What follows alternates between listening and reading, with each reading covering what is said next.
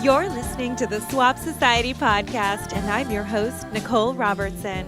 I interview thought leaders and change makers who are working to create a more sustainable and equitable world through fashion, art, and activism. Join us for a dose of climate optimism as we envision a brighter future. Hey everyone, welcome to the Swap Society podcast. Today I am so super excited to be talking with Kristen Perino-Merjanian. She is a Swap Society member, she's a former fashion publicist, she's an author, she's a sustainable fashionista, influencer. Oh, I could go on and on. So many great things about Kristen. Welcome to the show. Thank you so much for having me. I am so excited to be here. This is so long overdue. I have loved following your journey as well with Swap Society and all that you've done with that business. It's an honor to have this conversation today. Okay, so first things first, where are you talking to us from today and where are you from originally? So I am actually back in my hometown of Orange County, California. I did live in Los Angeles for about 10 years. And then actually during the pandemic, my husband and I moved back down to Orange County, and this is where we bought a house and we're starting our family. So we're both actually from here, which is wild because we met in Los Angeles, and LA is like a melting pot. It's like I dated people from all over the world, and go figure, I find somebody, end up with somebody from Orange County as well. And so we both came back here for family. And this is Amazing. where we are. Yeah. And you spent some time in Canada recently too, didn't you? I did. I love Canada. Especially Vancouver is where I am studying for my Master's of Arts in Leadership Theology Society from Regent College, which is the private seminary that is on the campus of University of British Columbia. And so I am nearly done with that program. Holy cow, I am nearly done. So it's a 2.5-year program, and my cohort, we present our thesis in July. So wow. It is. Yes, I've spent a lot of time in Canada and I love it. Okay, so let's go back kind of to your roots a little bit. How did you get involved working in the fashion industry? So I actually just don't know. I feel like the industry kind of came to me. I love fashion. I have 2 older brothers, and I grew up in a fine home, mom and dad, but my mom was never into fashion. It was kind of like sports, soccer, like all the things happening all the time. And I just loved my fashion magazines. I would just pour through those. I loved fashion from an early age, like I think starting into high school and stuff. And I would spread out, getting print magazines, right? So it's like I would spread out all the magazines that I would get, and I would literally tear them apart, and I put them in binders, which I still have. And I would put trends together for like each season and stuff like that. So it's like, oh gosh, I have binders from like early 2000s of, which now are like ancient artifacts. I had no idea what I was doing back then. But I was just so fascinated by it all. And we didn't have everything that we have on the internet now, that you can so easily find. So I've loved it. I've loved it for a very long time. And then, and then I started from doing retail actually. So my dad told me, because he didn't know how to get in the fashion industry, and we didn't have enough money to kind of like play the game, kind of buy my way in there, And so I just started a retail shop. I started boutiques in Laguna Beach. I started I worked at the Limited at the mall. I worked, and then I found my way into, and I was doing freelance styling on the side as well, because free styling is what I really love to do. But retail would pay my bills, while I kind of still figured it all out and stuff. That I will have to say that education working in retail, I think we really overlook the retail workers like that are just on the ground that are working in the shops, because that is the best education you can ever get in the fashion industry, because that is where it all happens. A designer or a brand can be as wonderful and as amazing as anything, but if it doesn't sell, if it doesn't work with the customer, if it's not merchandised well, if the sales team doesn't know how to translate it to the customer in real time, if the price point's not there, it's just, there's so many things that you learn in a retail shop, I think, in the fashion industry that are so valuable, but we have so many people want to skip that and just go to being a director, being an executive, being, running the show. And I'm like, I really think even when I was getting through my past career, I was having chats with people being like, I think we all need to go back to our retail shops and like work there for a few hours, and like, that's where it happened. Yeah, I mean, I worked retail. I didn't work fashion retail, but I was a makeup artist and I worked at beauty counters. So I did a combination of working for beauty brands, doing events like when certain makeup artists would come to town and do a big event, whether it was Francois Nars or Bobby Brown or whomever, and I would be on those teams because I freelanced mostly, and I would be on those teams and I'd go into the shops and, help the customers and do the makeup and sell the product. And I worked at some of those stores as well over the years. And then I started working more for beauty brands on the corporate side, which is totally different. But I think that you really do need to have an understanding of what's happening face to face with customers. You can't just go from college or whatever and then be an executive at any of these types of companies. I think that, and I've had interns over the years and different people working with me. And when I would interview people, I would always say, okay, so look, this may sound really fun and glamorous, and in some ways it really is, but we're not sitting around the office all day playing with makeup. Like, that's not actually how this works. Oh yeah. We used to have a joke in the office too, because I work with stylists. I worked private in-house for a specific fashion brand for about 10 years. And so I would have different stylists come in and pull clothes for their clients. And I always had a joke that the newest stylist, the stylist that you could tell instantly had not been here very long, were dressed real cute. They were dressed with, maybe a little wedge or like a little heel of some sort. And I'm like, the best stylist that I worked with would come in sneakers, and and part of it, if you looked at them on the street, you would probably think they're not a stylist. You know what I mean? Like just t-shirt, jeans, sneakers, and hair back, like simple, and those were the best stylists sometimes, it's funny how those like, it's not glamorous whatsoever when you're actually getting the work done, when you're actually doing the big jobs and making, those big decisions or working with big clients. It's like, it's not what you think. As a fashion publicist, well, you were a former fashion publicist and you worked for, one of the fancier brands, right? So, obviously, though, a big part of the fashion industry is that perception that it is glamorous, that by buying this article of clothing or this lip gloss or whatever it may be, that you're going to be a part of that, like that storytelling, people trying to attain this lifestyle of this brand, right?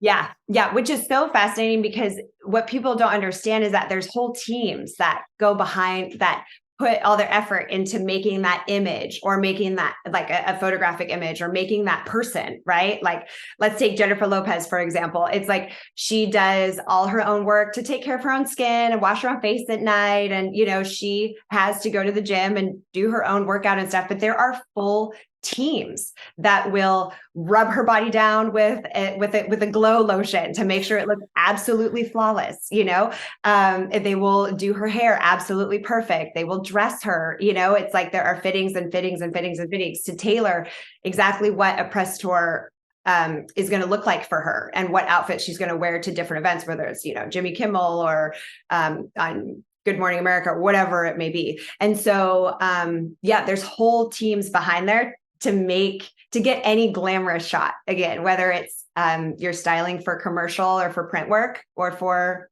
celebrity that's doing a press appearance. Yeah. I mean, it is a mammoth undertaking to do even just one photo shoot, let alone, now, of course, now with e-commerce, there's so much more photography happening now than ever. It used to be just some promotional pieces that would be in magazines or, that sort of thing. And now it's like there's so much content having to be created with social media on top of it. It's like everything has just become content. But it's a lot of work. And to your point, there is a team of people. It's not just how these models roll out of bed and that's what they look like in the morning. No, no, no, no, no, no, no. There's like wonderfully talented people behind the scenes. And those people do their own work. Like I said, J-Lo, for example, she, works out extremely hard. Nobody can do that for her, and she has extreme discipline, which is really admirable. But at the end of the day, there is also a team behind her that are also experts in their fields that are bringing their gifts and talents to her to create this thing, Mm-hmm. And so that's kind of where the magic happens, but you have to love it. I say you have to love it. Nobody, I mean, to a certain extent, nobody is there for the paycheck. It takes a long time to get there for the paycheck, but you have to love it. So, having worked in the industry as long as you have, I'm sure you know a lot of the fashion industry's dirty secrets. What are some of the biggest problems in the fashion industry that you wish more people knew about? That's a super good question. And it's tough. I don't even know that I can fully answer that. And I've wrestled with that a lot. But it's also like, yeah, I love the industry, but it's like a love-hate relationship. It's like a dysfunctional relationship almost, where it's like you love it, and you can't imagine anything else, but that there's so many flaws in it. But I think where my heart really lies is with the consumer. And that's where a lot of Selfie to Selfless has come from, is just talking to the consumers, because I can't change all the fashion executives. There are really good accounts out there that are targeting that. And I would highly suggest for people to follow them, and we can share those accounts later. But for me, I know where my power lies, and my power lies within my dollar, how I spend it, how I spend my time, where I shop, how I shop, what I put on my body. Those are all really easily obtainable things that I can make those personal decisions every single day. And so that's where I choose to put my effort. And you mentioned Selfie to Selfless. So that is your Instagram handle, as everyone who's watching can see, and we'll also link to you in the show notes. But it's also a book that you wrote. Tell us a little bit Yeah. about that. Oh, it was the labor of love. So many years ago. It came out in 2018, actually, but it just kind of launched this whole idea of we're obviously in such a self-absorbed culture, and it's where does it end? And self-care and taking care of your family, taking care of things like within yourself is not selfish. We have to fill up to pour back out, right? So I don't want anyone to get it twisted that it's like being self, because so many people will just keep pouring from an empty place. We have to be selfish to a certain extent to fill back up. But then I feel like nobody's, or at least for me, I got to a point where I wasn't really pouring out. I was just constantly filling myself up, Mm. and I'm like, there's a balance there. And I actually found, it sounds really cliche, but I really did find much more of the meaning of my life when I became more selfless, and when I stretched myself. And that's going to look so different for every single person, whether it's caring for animals, caring for kids, caring for our friends on the street that are facing homelessness, if that's water deprivation in other places, but so many times I just thought, we can just little instances to think about somebody or something else more outside of ourselves. Just every day, just like these little things, paying for the person's donuts behind you in line, or just, making it a habit to kind of carry around some like gift cards in your car to give somebody to get some food. I mean, there's so many little things that we can all do. And those things will multiply. And then you'll kind of start to challenge yourself a little bit more and more and more of like, okay, that was easy. Like, what else can I do? Well, this is fun, and it can be kind of a fun game. My husband and I kind of play it all the time. We're like, when was the last time we did something for someone else? It doesn't need to be this like trip across the Atlantic to another country and give back for 7 days. Those are beautiful moments, but I think that we miss out on so much of where we are, right in our own backyard. There are people hurting all around us, and the world, as we know, the planet is hurting too. So how we can give back there. There's so many little ways. So that's the heart of Selfie to Selfless. Amazing. I love it. Now, let's talk about secondhand fashion, because Obviously, I know, and if anyone has ever seen your account knows you are a big proponent of secondhand. How did you get interested in secondhand fashion? You know, I've kind of always dabbled with it. It was really cool in high school to go like vintage shopping in West Hollywood or all those things. So I've always kind of been aware of it. But I think my mom also does a lot of volunteer work in anti-human trafficking. And she's done that for over a decade now across the country. And right now she's just doing like a lot of different awareness talks. But between her, what she would share with me there, and then between what I knew in the fashion industry, just kind of putting dots together of like how this fast fashion was being made um, was frightening to me. It was terrifying. And it was very sad. And I can't look at literally a shirt now in Target without seeing a woman's face who made it. You know what I mean? And that's just in my head. I don't actually see the one, but it's just like I see little hands, and having a daughter now, having all my friends, so many of my friends have kids, and it's like I couldn't imagine like them making this in a factory and then me buying it for $7 and calling it okay. So I think it was more of that effect where I was like, okay, I'm going to just test this out and see how much fun I can have with secondhand fashion. And then I've had a blast. And I don't feel like I've missed out on anything by shopping secondhand. There's so many good options out there, which I'm sure we'll get into, but I just started with it from seeing the fashion, basically fast fashion, and kind of working backwards from there and being like, I don't want to be a part of this. So what are my options? Yeah. Yeah. I mean, the human rights part of the fashion industry is really horrifying to think about the fact that there are millions of enslaved people working in the fashion supply chain, Mhm. mostly women and children. Yeah. And yeah, I feel the same way. It really gives me pause to buy most things brand new Yeah. because I know so much about how this stuff works. It's like, yeah, clothes are made by hands, by human hands. It's not Yeah. a plastic factory where, things are getting pushed out of an extruder or an injection mold or something, right? It's like human beings have to do this work.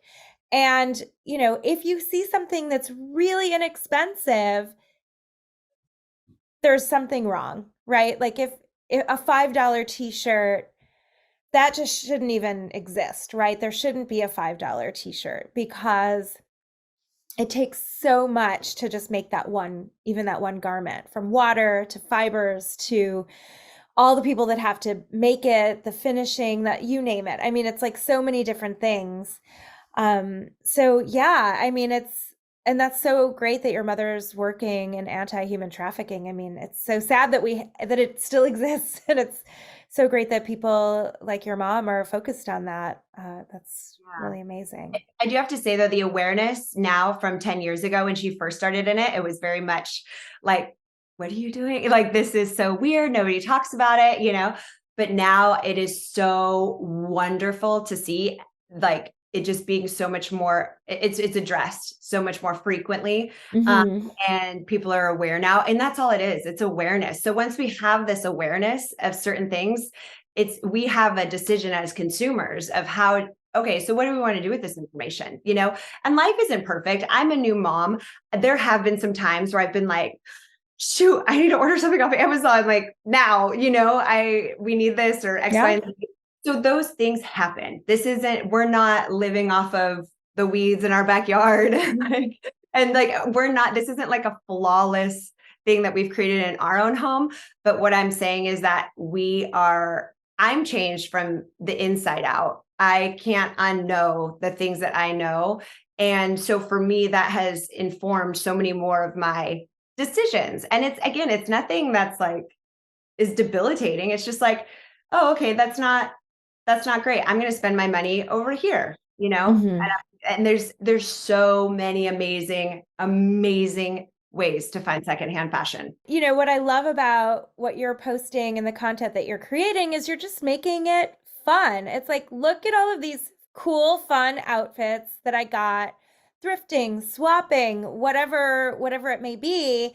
And you mentioned like you don't feel like you're missing out on anything. I mean, that's the thing. There's so much secondhand out there that you can still live a fashionista lifestyle, but it's better for the planet, it's better for your wallet, and it's kinder to our fellow humans in a lot of ways as well. Do you feel like social media, I feel like, because you mentioned that 10 years ago people weren't as aware about human trafficking, do you feel like social media has played a big part in that? Because I feel like that's has been such a channel for people spreading messages like the secondhand movement or human trafficking or any other number of things that are going on in the world.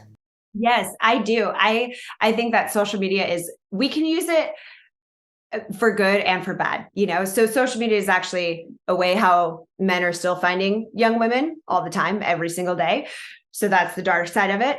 The light side of it is that we can spread these messages. We can spread truth of what's really going on. And what's great too is that there's photographic evidence, because I think that we are humans that we need to see some things to believe sometimes, because sometimes it's so unbelievable that things happen. So when you see these images, especially on social media or, in articles, that people write and stuff, there's just no denying it. You can't ignore it. And so, but ignoring things keeps us in our comfort zone. And I think that that's the other thing too, is people choose to be comfortable with their clothing and how they consume it. And I'm not just talking about comfortable styles. I'm talking about comfortable consumption. And, and that's just where some people lie. And that's okay. And sometimes it takes longer for some people than others to really kind of like get with the program. But I think ultimately at the end of the day, it's like we all have our ways to stretch ourselves. Some people might be able to stretch themselves what looks like further, and some people can just, maybe buy a secondhand shirt, and that is huge for them. And that's huge. And that's worth celebrating. We're not here to save the planet. We're here to participate. And so as long as we are participating and stretching ourselves in any way, shape, or form to better the planet, better people around us that, many people will never be able to see or hug or know how their story turned out for them, but just knowing that at least we're not contributing to the harm. What is that saying? If you can't help, at least do no harm. At the very least, don't do harm to other people if you can help it. Yeah, absolutely. There's still a stigma against secondhand, as I'm sure you're aware. Do people ever say, I mean, your account is so focused on secondhand fashion. Do you ever get weird comments from people where they're like, ew, gross? Yeah. Well, what's so funny is I actually was tackling the topic of, do secondhand stores smell when you walk inside? And I have had that, and I've experienced that too. That is true. They have smelled before, but for the most part, these stores are so, not smelly. They're clean. They've done a really good job. We've come a long way in secondhand fashion. There's some really wonderful stores and websites like yours that are just doing really great work. And I think the other thing that people ask as well is I get so overwhelmed. How do you shop secondhand? I walk into a secondhand store and I get so overwhelmed. So it's smelly and they're overwhelming. And so putting the smelliness aside, the overwhelm, I think it's a matter of how we think about things. Because when I walk into a secondhand store, for the ones that I shop at are merchandised really well. So you could go to menswear, women's wear. You can go into product categories, jeans, shorts, skirts, tops, sweaters, whatever. Same for the menswear. Shoes are organized usually pretty well. And so that's great. That's not overwhelming. You just look through. If I go in there and I'm like, I'm looking for a pair of jeans or X, Y, and Z, so you just go to the area that you're looking for. I walk into a place like Nordstrom Rack and I am filled with anxiety, like filled, because I'm like, this place is huge. Like where do I even begin? So I think it's how we all interpret things, and it's a mental shift, like when you're actually looking at the racks of, if you just like, and I did this one time on my Instagram, I took a photo of the racks at, where was it? I think it was TJ Maxx. And I love TJ Maxx. It's all good. But I took pics of the racks at TJ Maxx, and then I took some pictures of racks at a secondhand store. And I asked people to see if they could tell the difference. And they couldn't. They couldn't, because they look the same. It was just a mental game of buying brand new versus secondhand, you know? And it was kind of happened at some of the other stores. And yeah. And even, you know, Target, there's so many different things that people, there's actually been studies that have been done with these mega retailers, whether it's lighting, whether it's coloring in the store, scent, like scents, smelling, and all of those things that accumulate into the buying, shopping experience. But when you look at actually the product and like how it's actually merchandised, when you go to a good secondhand store, there's really not much difference. So that's what I find fascinating. Yeah, absolutely. I mean, I think that most secondhand shops are really well organized, not just by category, but often even by size and or by color, you know, or type, you know, fancy dresses on one rack and then casual dresses on another. And then they're, you know, I feel like the people that are doing this type of work are often doing a really good job of making secondhand really appealing. Personally, I love going to thrift stores. I do not go very often anymore because that would just be a little over the top considering my business. Yes, you have no shortage, I'm sure. But I love it. I mean, it's a certain mood. You have to be in a certain mindset, but I feel like there are so many fun moments that can happen where you stumble upon something and you have no idea what's going to be in there. And it's like a little treasure hunt. Yeah. So I think that if more people, you know, would embrace that a little bit, but I do think that a lot of people do think of it as dirty, unhygienic, all of these things. But first of all, clothing can be washed. So, you know, nobody's saying that you have to buy something from a thrift store or get something from a swap and then just wear it and not wash it first. You know, you absolutely can do that. Textiles can be washed and cleaned. You know, if you've ever stayed overnight in a hotel and slept on secondhand sheets and towels or napkins at restaurants or any of these things, it's like we share textiles in society in a lot of different ways. It's not just, you know, not just secondhand clothes. So it's funny that it's kind of been segmented. Sometimes I almost wonder if it's like a, you know, a conspiracy from the fashion industry to like get people to think that secondhand is really gross or something. Because it's like, where did this idea come from? And why do we have this like part of our brain that's like, hotels are great, spas are great, restaurants are fine. I'll wipe my mouth with that used cloth napkin, but like buying a used pair of jeans at the thrift shop is like, oh, no, God, don't do that. My gosh, I love that comparison. I love that comparison so much. And I've never heard that before. And I'm so glad that you said that because that is so true. And going back to some people's for like bad ideas or association with secondhand shopping, what is the saying? We never have a second chance to make your first impression.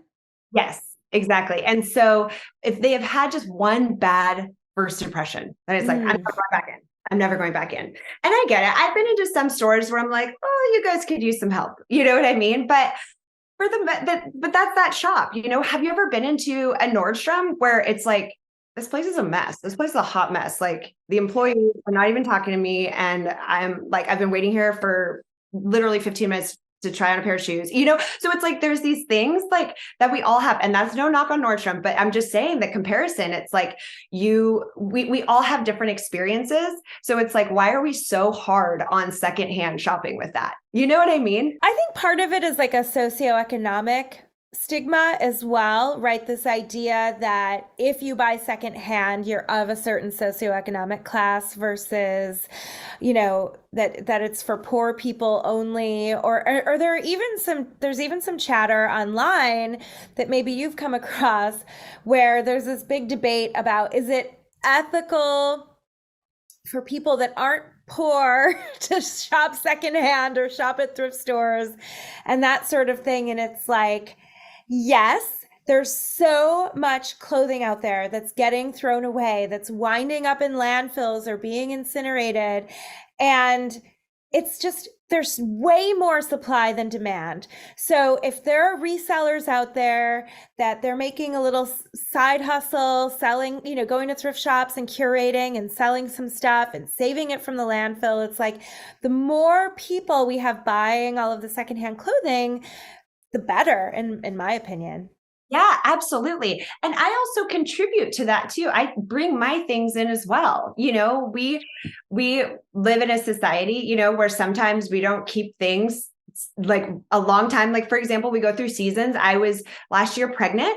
And so that is a season that I no longer need those things. So it's like, they were worn very few times. So it's like, I'm going to bring those things to a secondhand store where hopefully somebody else can use them, and I also shopped at a secondhand store for my maternity wear. So it's like, there's different seasons, for example, where we, can contribute as well to those stores. And then there's other things that we hold on for years and years and years. But I also, as much as I shop at secondhand stores, I also bring my gently used items to secondhand stores all the time. So sure, yeah, I understand that argument, that you pointed to, but at the same time, I'm also bringing back a lot of really good clothes. Yeah, and I do think that the more secondhand we buy, the more we're going to save for, it's kind of like abating the overconsumption of brand new stuff. Some people talk about how you can still overconsume secondhand. And while that is true, I'd much rather see if somebody has a clothing addiction or just really loves clothes or whatever it is, or for their career, they need to mix up their clothes a lot. It is so much better if they're doing secondhand and using secondhand as a way to do that, or at least some secondhand. There's a stat that swapping a shirt with a friend instead of buying one brand new saves enough water for someone to drink for 2.5 years. It's like, even just that one little thing, it's like it takes 1,800 gallons of water to make one pair of jeans. It's like you can save resources like water when you buy secondhand. You can help keep things out of the landfill when you buy secondhand. It's just kind of this virtuous cycle, so to speak. Yes. And like we talked about earlier, you can have so much fun with it. You can have so much fun.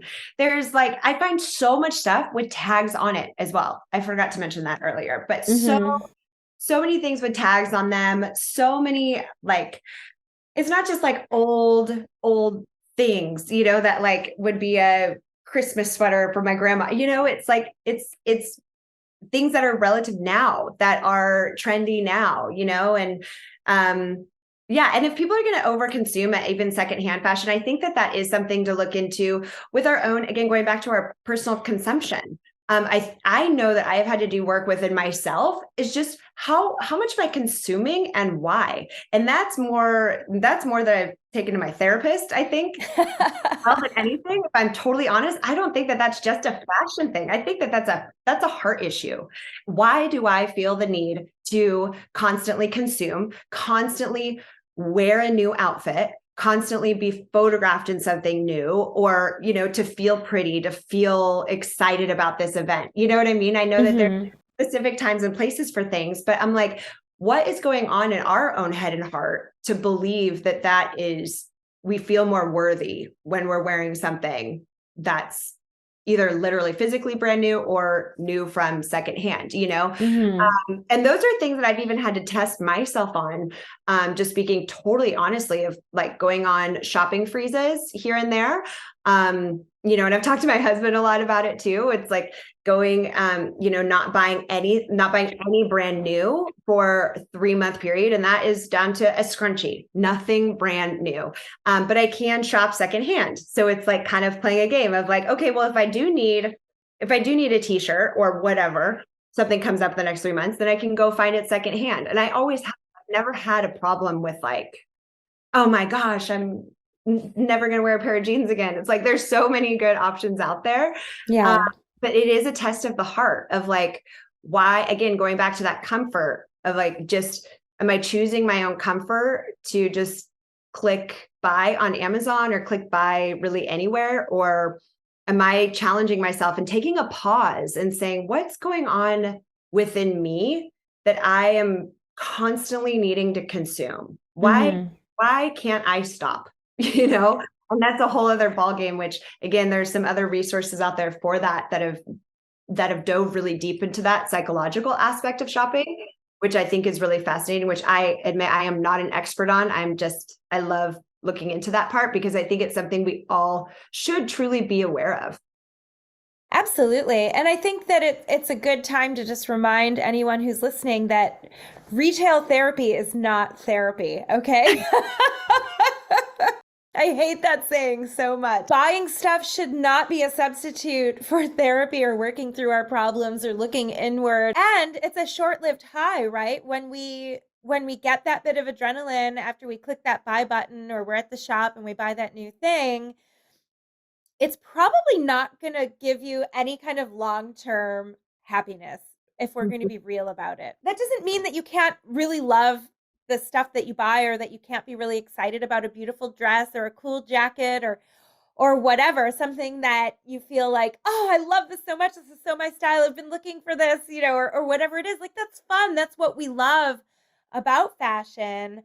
But yeah, it shouldn't be a substitute for dealing with whatever's going on inside of us that, that we're trying to mask or hide from, through shopping or other, there are so many other ways that people do that too. Exactly. And I look at it too, just with my daughter, we protect how much she gets at any given time because we don't want her to think like she can just have anything at any time, growing up, spoiled, so to speak. We want to guard her from that and make her realize you can't, you're not just going to get toys to get toys every time you want something. You have to wait and you have to save up or you have to do different things, and that's the same.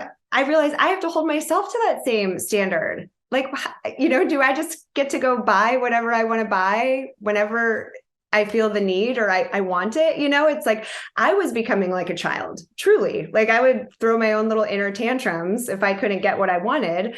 When it's like, I'm telling my daughter, no, you need to wait for that. You can't have that right now because I know that that's best for her long-term well-being, for her head.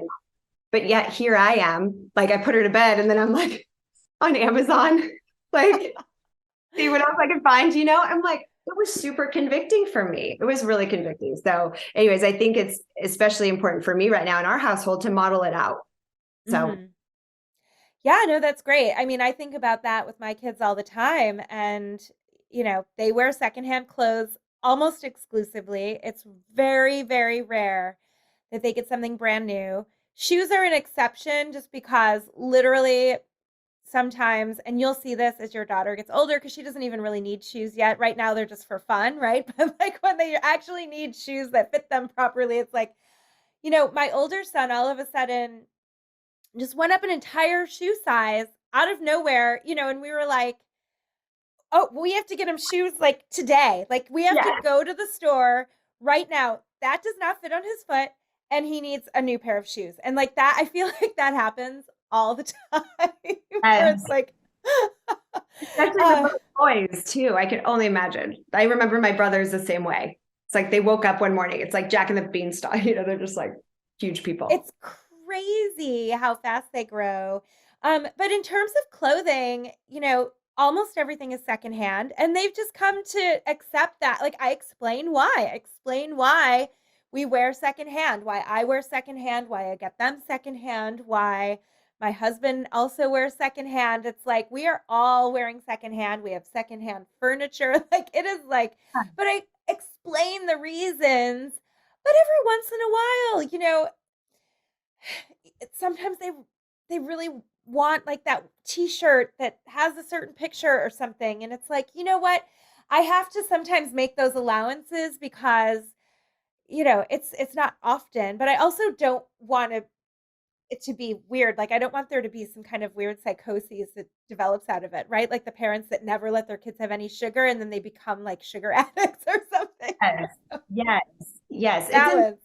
It's inspiring, but I think what you said is that understanding and awareness. Kids are so capable. Their little minds are so capable of understanding. And when we include them in the process, I feel like it's something they want to be a part of, and they feel that responsibility. And it's something that we, just really include them in, that this is our family. This is really what we stand for. This is why we're doing it. And and so Mike and my husband, really look forward to doing that more with Olivia and other kids that may come along. So I'm super happy to hear you doing it as well, because I think it's also normalizing for them when they go to school, that it's not the fact of getting something new that's the treat, but it's the fact of getting something at all.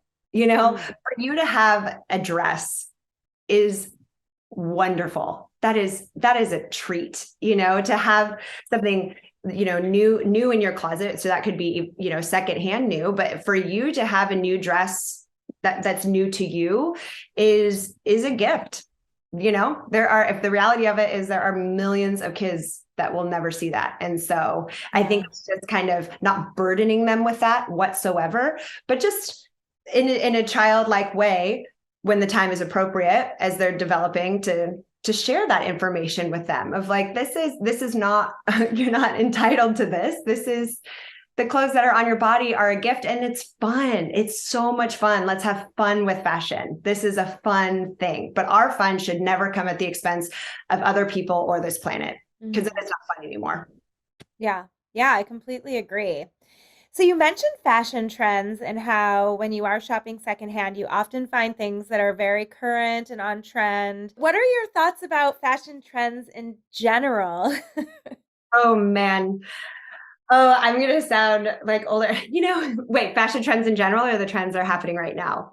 Fashion trends in general, but feel free to chime in about fashion trends that are happening right now. So I've had a really tough time with the 90s.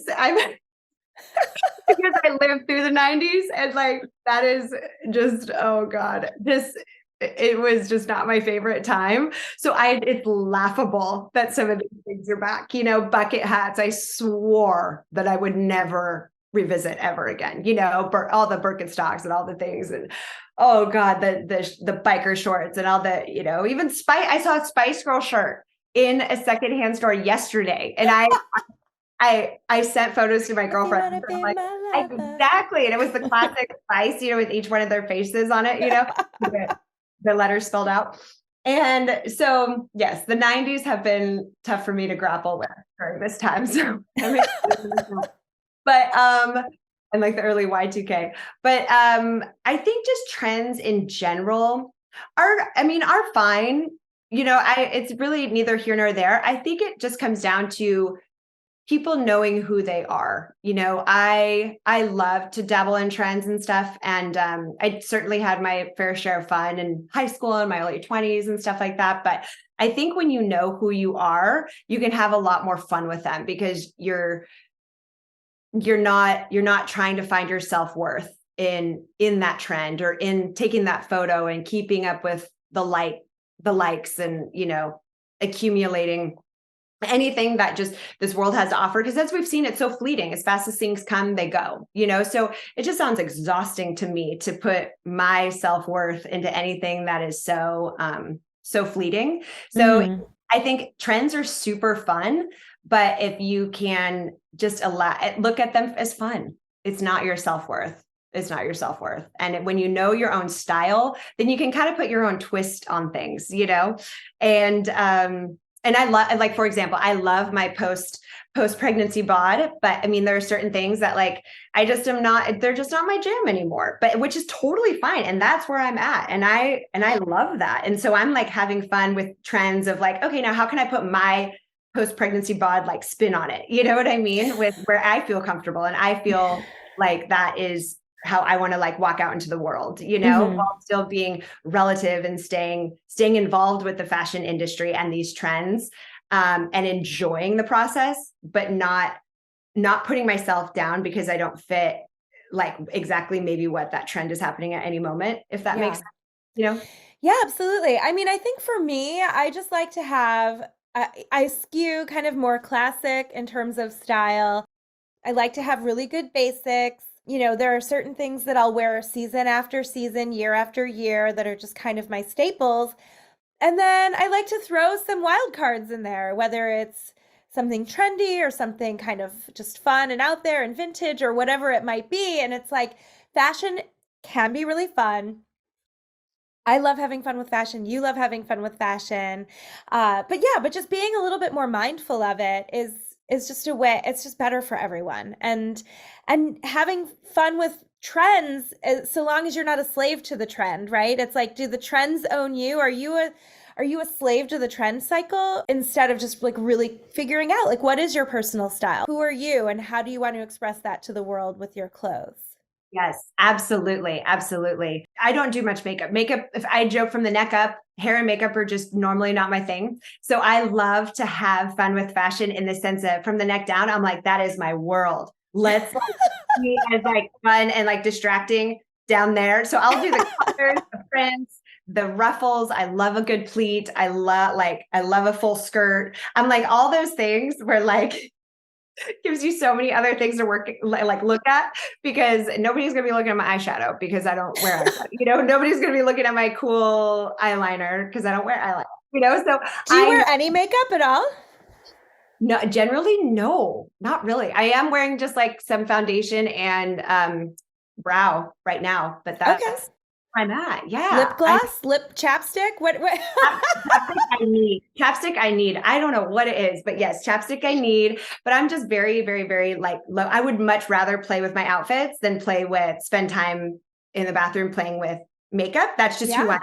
And that's neither here nor there. But for me, that plays into my trends and what I wear. Cause I'm like, okay, great. I can like spice this outfit up. So, have so much more fun this way. And then makeup artists and hairstylists are magicians. Those people are so talented, and I'm not going to even pretend to be one of them because I'm not. And so I love when stylists bring their vision together, makeup artists and hair bring their vision together. And then it just creates this beautiful, beautiful look from head to toe. But that takes participation from so many people, like we talked about earlier, bringing together their gifts and talents. Yeah. No, it's so much fun. And I've had the pleasure in my career when I was still a makeup artist of working with some really great designers and working on some cool editorial shoots. And it really is fun when you get to collaborate with a bunch of creative people. Not everybody likes to wear makeup. Not everybody wears it every day. I don't wear it every day, but I do wear makeup. I'm definitely a makeup wearer, but love that. And that's so great. I see other people wear it and do different things. And I'm like, that looks amazing. And then I try it myself and I'm like, oh my gosh. Yeah. Okay. So I always love a good fashion love story. And I have to ask, do you have a favorite piece in your closet? And if so, what is it? And what do you love about it? Yes, absolutely. So well, first of all, there's jewelry that's on my hands. So I have this is from my mother-in-law. This was my grandma's ring.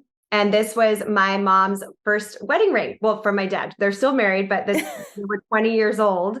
This is what he gave to her as engagement. So these are they're not huge diamonds or anything, but to me, it's like, you'd have to cut off my hand because these represent three very, very important women in my life. And then also I would say, I actually brought it here, this skirt from a secondhand store in Vancouver, actually, one of my favorite secondhand stores ever. I mean, this thing is just fabulous. You can wear it with literally anything. I wear it with a t-shirt. I wear it with sweaters. I wear it with a blazer. I wear it with leather jacket, jean jacket, anything. And it's just more fun than I know what to do with. So that is from one of my favorite secondhand stores called Turnabout in the Vancouver area. And so, yeah. Super fun. It's just so fun and vibrant and colorful. Yeah, and distracting from my lack of makeup. So I'm like, look at this skirt. This is wonderful. It's just so fun. I love that skirt. What's inspiring you right now?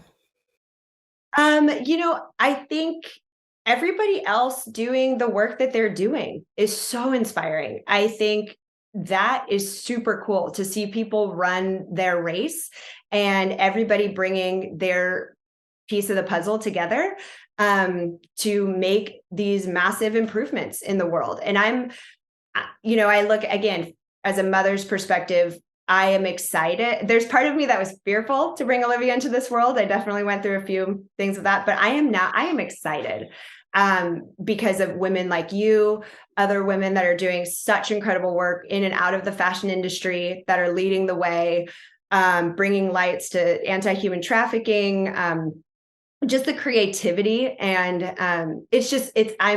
that's inspiring to me because I see people running their race so well, and it makes me excited to play my part and see what I can bring to the table. And I am inspired by my followers too on Selfie to Selfless, people that share their stories with me. I am honored by that, that they would trust that space for that. I am also encouraged by it, and I am inspired by it. And I think that having conversations is the best way forward, because I think we're living in a world where conversations are not being had, but rather debates or pointing fingers or, slander. And so I really value conversation and, and just seeing what each person is doing and how we're all moving forward. And in this time of climate anxiety and just general unrest in the world, what's keeping you feeling optimistic about the future? I think on that same vein is just that there is hope. There's so much hope. And I think staying optimistic personally is reminding myself every single day, I was not placed on this earth to save it. I was placed on this earth to participate. So that takes a huge weight off. I'm not God. I'm not here to pretend to be, I'm not here to pretend to be an expert with all the answers. I hardly have any answers. I just know really well how to consume, and I can play my part with how to hopefully consume wisely. But I think that that's the part that I am optimistic about, is that we're all sharing our own knowledge and where we've come from, what we can do, and applicable ways for each person to participate in that way. So that makes me optimistic, is conversations like this and sharing. It takes all of us, right? We all have something that we can offer, all have something that we can do to help make the world a better place. A big part of that is coming together in communities. So I think that those are all great things to think about. How can people find you? Yes, they can follow me on Selfie to Selfless, all one word, spelled as you would think. And they can find me there on Instagram. That's normally where I hang out. And I look forward to connecting and to sharing and to seeing everyone's outfits. Yay! Thank you so much for having me. Oh my gosh, thank you so much for being a part of this. And it's always such a pleasure to chat with you. And I hope you have a beautiful rest of your day. Thank you so much. You too. I'll talk to you later. Thank you for listening to the Swap Society podcast. Swap Society is an online clothing swap for women and kids that makes it easy and affordable to mix up your wardrobe sustainably. We're a growing community of women across the USA who are creating positive change by swapping our clothes and slowing down our fashion consumption. We would love to swap with you. If you're interested in joining, you can sign up at our website. Learn more at www.swapsociety.co. That's swapsociety.co. You can find the show notes for each episode on our website. Please get in touch with us on social media too. We're on Instagram, TikTok, Pinterest, and YouTube for the video version of this podcast at Swap Society. Music is by Joel Korlitz and yours truly. I hope you've enjoyed the show. Please help us spread the word by subscribing, leaving a rating and review, sharing on social media, or simply telling a friend. We really appreciate your support. Have a wonderful day, and remember to swap before you shop.